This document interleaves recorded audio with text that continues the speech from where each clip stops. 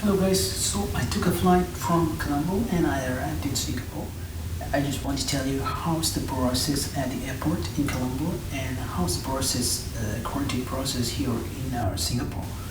So basically, when I arrived at the Colombo airport, at the departure entrance, there was the airport personnel who was taking the temperature, and only one person who was not flying was allowed to accompany me inside the airport.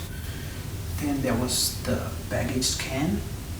After that, we went to the just before check-in. There's a second baggage scan, and then they took my temperature again. Then after the second baggage scan, it was the check-in. And the check-in, there was about 10 other people in front of me, and they had issues with the PCR test or something like that. And what happened was that somehow they put aside, and then I got in front, and then they asked me for my PCR test, basically for Singaporeans and PRs.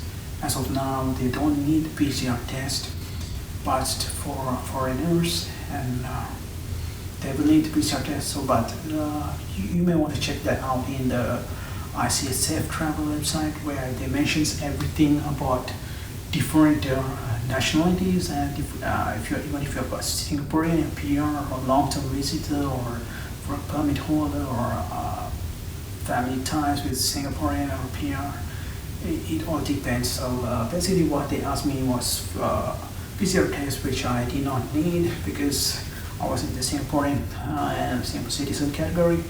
And then they also asked me for the Trace Together app to be downloaded, and that was a requirement for all the passengers who was going to Singapore. I don't know. I mean, that was the requirement by them at Sri Lankan airline staff there. So somehow I don't know, right? If that is really required.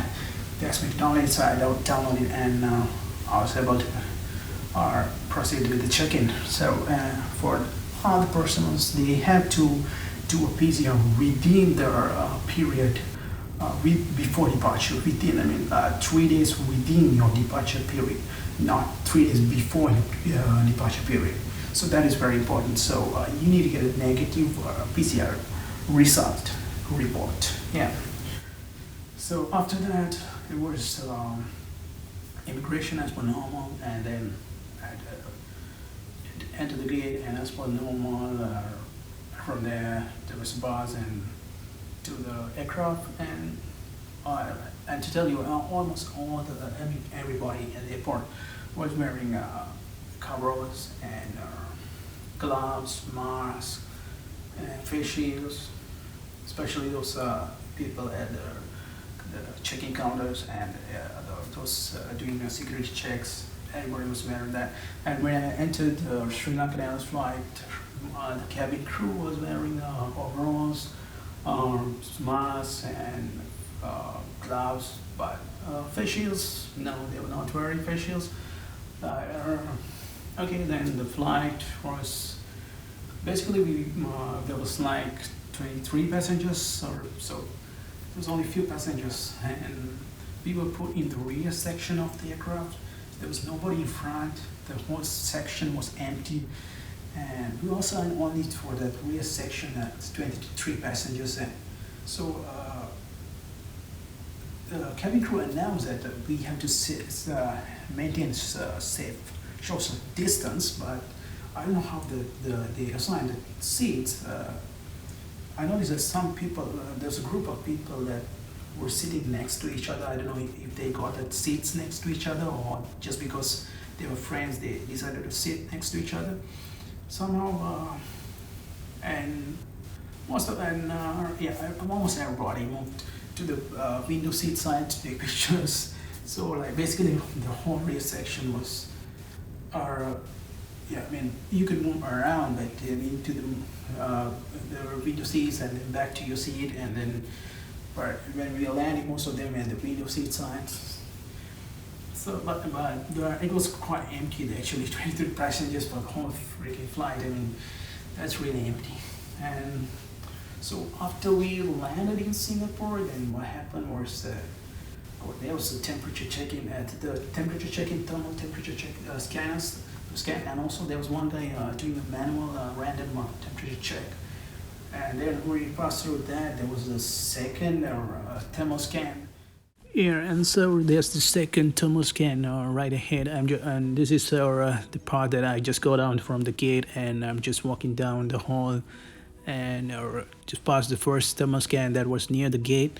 And this is I'm going to the down the hall to the arrivals.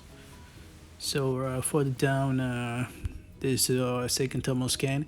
And one more thing I forgot to tell you was that the reason that they put the passengers in the rear section might be due to how they load balance the aircraft, or and also maybe it's because for them to manage the passengers, for the cabin crew to manage the passengers. And here, there's a notice here for all passengers, including Singaporeans and PRs. You got to prepare your health declaration card. I mean, you have to fill it online within 3 days before departure.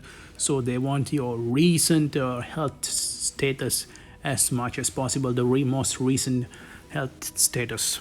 So that's why they say it's within 3 days, and you gotta fill it online, and they will send you an acknowledgement email once you fill it. And also you have to put down your numbers, phone number and contact details, and have you had fever in the recent few days, and or you've been to hospitals, or have you had any contact with corona patients, things like that. So and the transit areas here at the departure transit area seems to be blocked, and I'm forced down to the arrival section here. So that's the departure transit area, so I cannot go there, so I have to turn right and go down to the arrival sections right there. Yeah, you can see already this is Christmas, and that they have decorated here. So I'm walking down here to the arrival sections.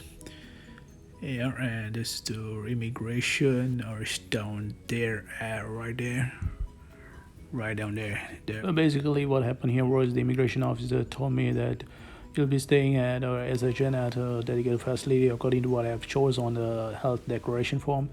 And also let's say your phone number you use only for WhatsApp, you can inform them and you can update it anytime you want. It doesn't matter, even if you are not contactable, they will come to your hotel and let you know when you need to do your PCR test.